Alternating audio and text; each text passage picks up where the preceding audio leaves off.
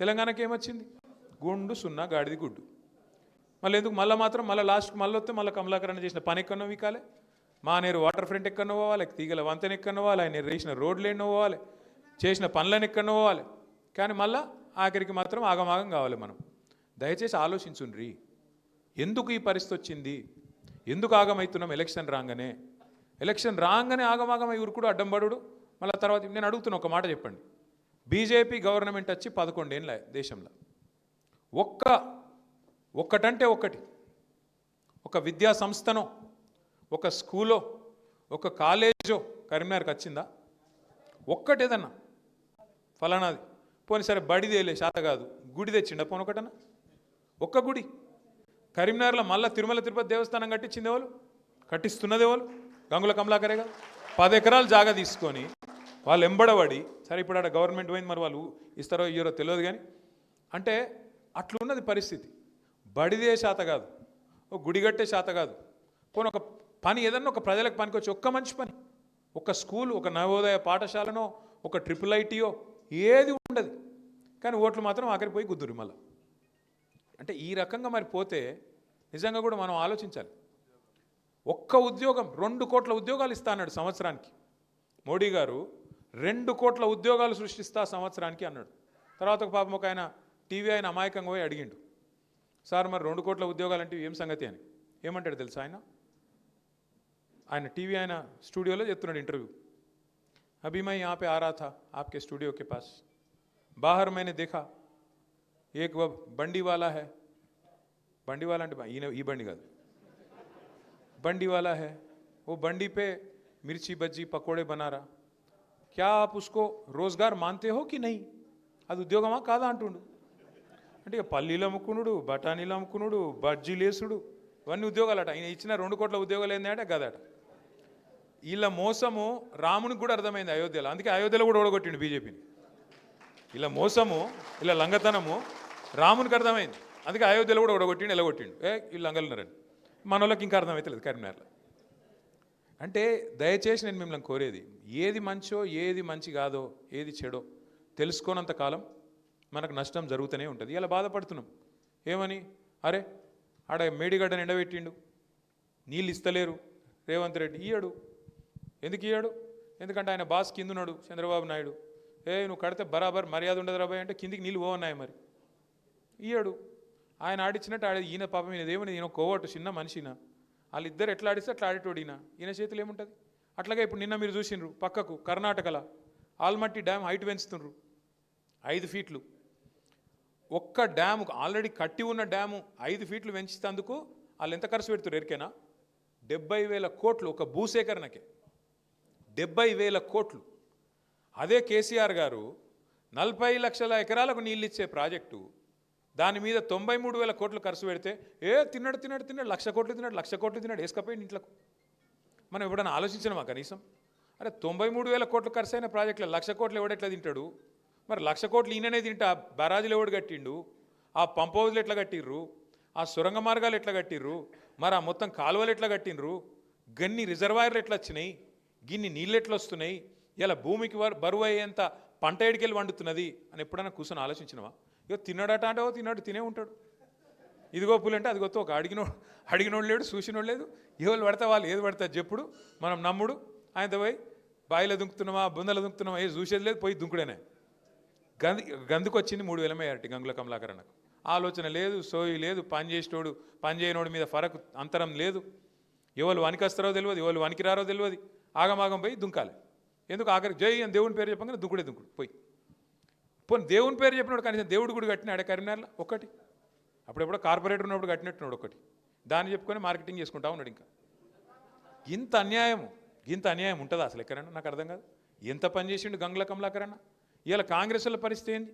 మనం కట్టిన cable bridge మీద కనీసం ఆ రోడ్డు మెయింటైన్ చేసే తెలివి లేదు, దాని మీద లైట్లు పెట్టే తెలివి లేదు.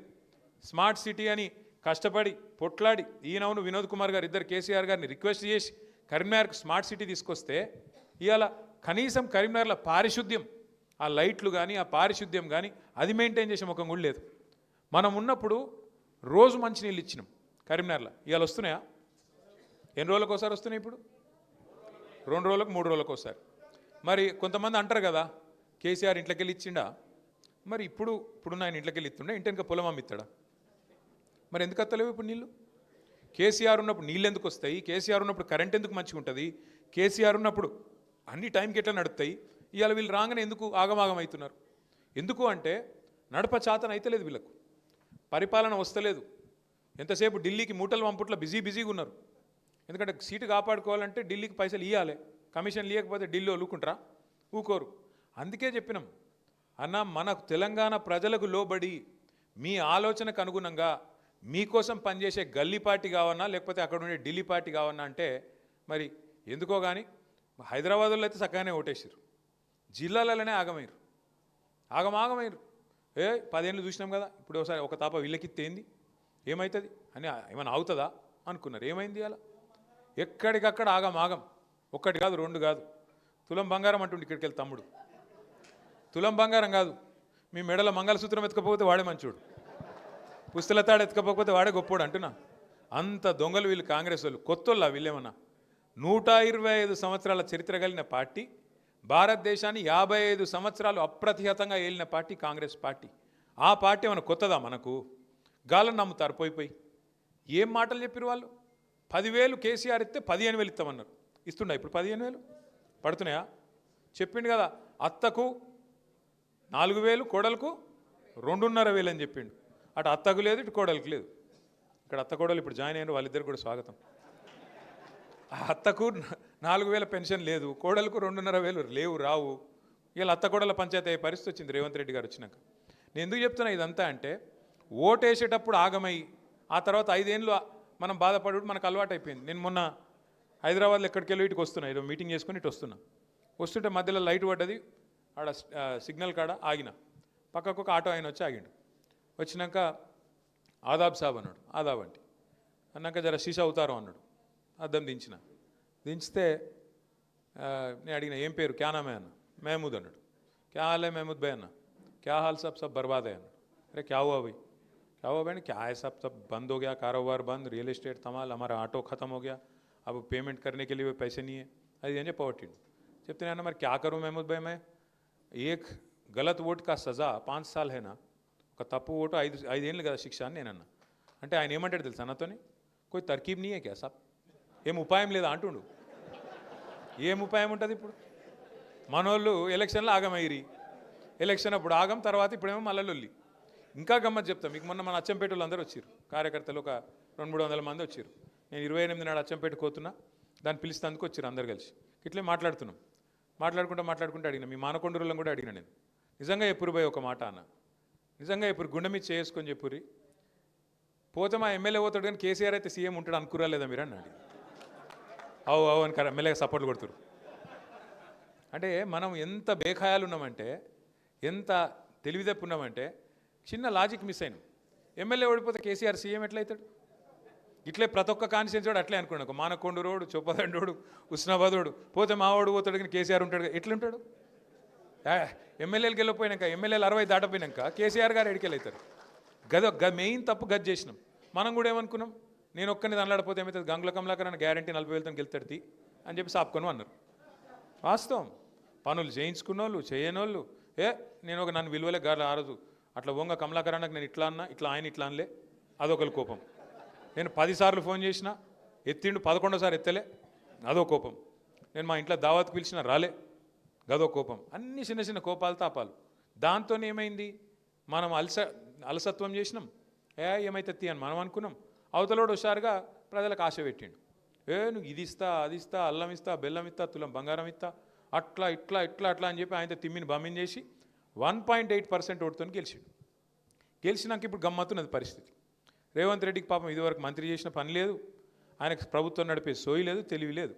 వచ్చుడు ఏమన్నాడు సెక్రటేరియట్లో మొదటి రోజు, ఇక్కడ నేను లంకెమిందెలు ఉంటాయి అనుకొని వచ్చినా, లేవు. లంకెమిందెలు ఉంటాయి ఆ సెక్రటేరియట్లో ఎక్కడన్నా? ఎవడు తిరుగుతాడు లంకెమిందెల కోసం? మీకెరికే నాకెరికే వస్తాడు. ఇంకా ఘోరం, ముఖం బాగా లేకపోతే వెనకడికి ఎవడో అద్దం బల కొట్టిండట. అరే నువ్వు గుర్తుపెట్టుకో, కరోనా వచ్చింది, దేశం ప్రపంచం అంతా ఆగమాగమైంది, అతలాకుతలమైంది, ప్రభుత్వాలకు ఆదాయం 0 అయింది, జీవితంలో ఎవరు అనుకోలే. మనం మూతికి బట్ట కట్టుకొని ఇంట్లో కూర్చోవాలి 2-3 నెలలని, అట్లా కూర్చున్నాం. ఏదో బతుకుంటే చాలన్నట్టు అట్లా నడిపినాం. ఆదాయం సున్నా. ఆ రోజు ఆదాయం సున్నా అయినా రాష్ట్ర ప్రభుత్వం దగ్గర బుడ్డ పైసలు లేకపోయినా రైతు బంధు ఆగిందా? పెద్ద మనుషులకు ఇచ్చే పెన్షన్లు ఆగినాయా? ఆడపిల్లల లగ్గాలకు ఇచ్చే కళ్యాణ లక్ష్మి షాదీ ముబారక్ ఆగిందా? ఏదన్నా ఒక్క సంక్షేమ పథకం ఆగిందా? రైతుల ధాన్యం కొనుగోలు ఆగిందా? మరి సున్నా ఆదాయం ఉండగా కూడా కేసీఆర్ గారు గిన్ని చేస్తే నీకు బంగారు పల్లెంలో పెట్టి తలసరి ఆదాయంలో అగ్రభాగాన భారతదేశంలో నెంబర్ 1 రాష్ట్రం చేసి నీకప్ప చెప్తే మొత్తం ఏం లేదు, నా రాష్ట్రం అంతా దివాలా తీసింది, నా రాష్ట్రం సంకనాకిపోయింది, నా రాష్ట్రం క్యాన్సర్ పేషెంట్లు ఎక్కున్నది, నా రాష్ట్రం ఎయిడ్స్ పేషెంట్లు ఎక్కున్నది అని ముఖ్యమంత్రి మాట్లాడచ్చునా? అది పద్ధతేనా? అసలు ఏమన్నా అర్థం ఉందా నువ్వు మాట్లాడితే? ఒక కుటుంబ పెద్ద అన్నట్టు ఆయనే ఎంత ఓర్పుతోని ఎంత బాధ్యతతో నడుపుతాడు కుటుంబాన్ని. ఇప్పుడు ఇక్కడ ఈ అర్రల ఎవ్వలన్న ఒక్కలకు అప్పు లేని వాళ్ళు ఎవరైనా ఉంటే శైలా పట్టురు జర. అప్పు లేని వాళ్ళు, బాకీ లేని వాళ్ళు ఎవరైనా ఉన్నారా? ఒక కమలాకరణకు లేకపోవచ్చు కానీ భీముడు కాబట్టి ఆయనకి నీకు కూడా ఉన్నదే, అందరికి ఉందట. అక్కడ కమలాకరణకి ఎంత చెట్టుకు అంత కాదు, ఆయనకు పెద్ద అప్పు ఉంది, మనకి చిన్న అప్పు ఉంది, అంతే తేడా. అప్పు లేనివాడు ఎవడు ఉండు, అమెరికాకు కూడా అప్పు ఉన్నది, వెంకటేశ్వర స్వామికి కూడా ఉన్నది. ఇప్పుడు మా అజయ్ చెప్తుండు. ఎందుకంటున్నా అంటే అప్పు లేనివాడు మనిషి ఎవడు ఉండడు. కానీ అప్పు ఉంటే కూడా ఎట్లా నడుపుతాం మనం? ఇప్పుడు నేను దబ్బన కమలాకరణ దగ్గర నేను ఒక 5 లక్షలు అప్పు తీసుకున్నా అనుకో, అన్న నీకు 3 నెలలు ఇస్తా అని చెప్తా.